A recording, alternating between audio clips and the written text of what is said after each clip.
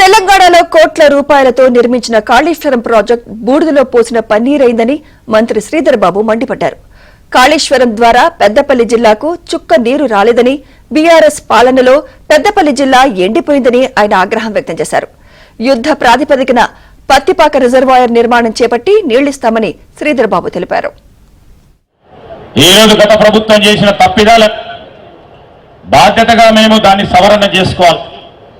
Kaleshwaram project కట్టిండ్రు.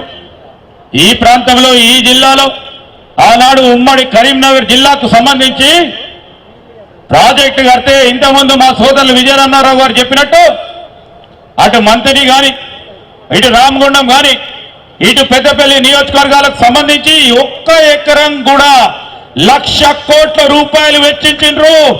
మన జిల్లాకి, మన ప్రాంతానికి, మన రైతు సోదరుడికి ఒక్క ఎకరం కూడా నీరు ఇయ్యాలన్నలేని దౌర్భాగ్య ప్రభుత్వం గత 10 సంవత్సరాలుగా నడిచిన నేపథ్యంలో మా బాధ్యతల భాగంగా ఈ రోజు ఇప్పుడే బండ్ల వాగుని చేపట్టాం. ఎన్ని డబ్బులైనా, ఎన్ని కోట్లైనా ఈ పత్తిపాక రిజర్వాయర్ని చేపట్టి తీర్స్తామని చెప్పి మరి సర్వేకు కూడా నిన్ననే 1,50,00,000 రూపాయలతో సర్వేకు జీవో ఇవ్వటం జరిగింది. వారికి ప్రత్యేకంగా కృతజ్ఞతలు తెలియజేస్తా ఉన్నా.